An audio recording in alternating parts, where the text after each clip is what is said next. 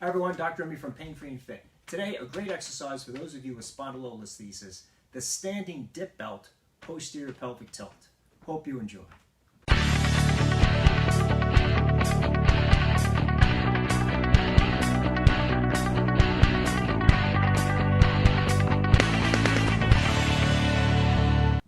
So for those of you with spondylolisthesis of the lower back, L3, L4, L5, if you've seen any of our previous videos, you know we've many times talked about the importance of posterior pelvic tilting, because as typical with most spondylolisthesis cases, not all, but most, as the pelvis tilts anteriorly, the lordosis or the curve in the lower back increases, and that mechanically causes more of a drive or a stress for that spondylolisthetic vertebra to drive more forward, jamming the facet joints, pinching the back of the discs.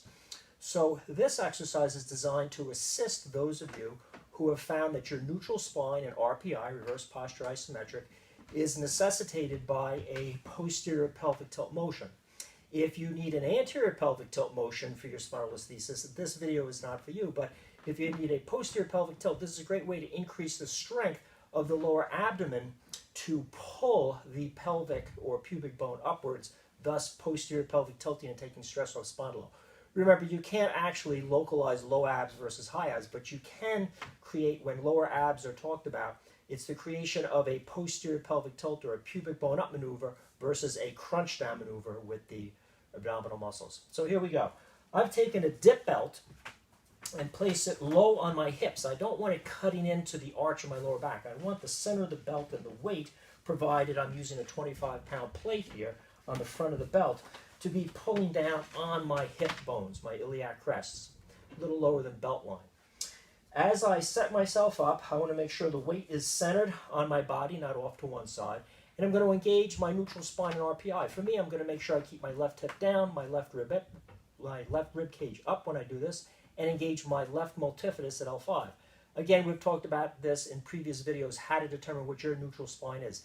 If you're just doing this without thinking of how positioning yourself and how to engage your unique muscles, you're only going to be strengthening dysfunction, likely irritating stress to your lower back. So once you engage your unique neutral spine, we're going to simply posterior pelvic tilt. I'm going to tilt my tailbone under, pubic bone up, and move against the weight that's pulling my pelvis into anterior pelvic tilt. I hold for a couple seconds and release with tail up. Very important to work within a range of motion that feels comfortable. If while I'm posterior pelvic tilting, I am going past the point of my neutral range, I could be irritating my lower back. When I release the weight, let the weight come down and let my pelvis rock into an anterior tilt, increasing the arch of my back. If I go too far, I'm going to actually irritate my spondylolisthesis by overextending or over hyperlordosing my lower back. So I want to work within a comfortable range. I hold for a couple seconds and release. And each rep that you do, you're going to notice that your abs are working harder to lift your pubic bone up. Again, this is not a beginner's exercise. Once you've mastered posterior pelvic tilting and other exercises like bird dogs, front planks, inline planks, rotational planks, then you want to add a little weight once you've built up a good core endurance condition of your abdominal muscles. So that's it, posterior pelvic tilting. You can do it for repetitions. You can also do it for isometric hold times, where you build up the length of time that you're holding the repetition.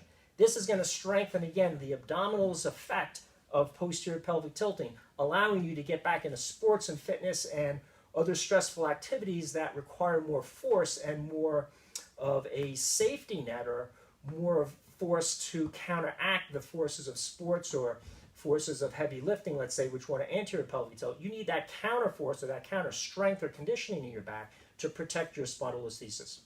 If you enjoyed this video on spondylolisthesis and rehab exercises, feel free to subscribe to our channel. Got a lot of great videos out there for you. Questions or comments, write in, and as always, I'll do my best to answer.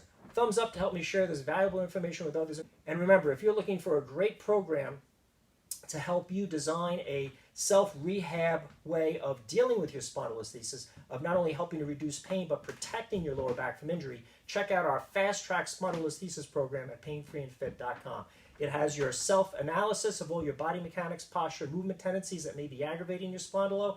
It shows you how to engage your muscles of your RPI, how to find what your unique neutral spine is to protect yourself, and how to systematically, step by step, get back into fitness with the exercises that are tailored for you to get pain-free and fit with your low back. I hope this video on dip belts and increasing the strength of the lower abs to posterior pelvic tilt the pelvis helps with your low back spondylolisthesis pain.